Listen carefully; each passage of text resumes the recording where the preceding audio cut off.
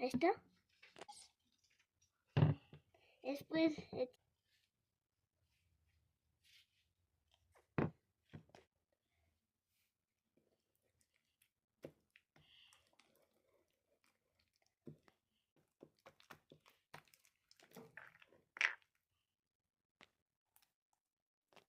me he hecho demasiado.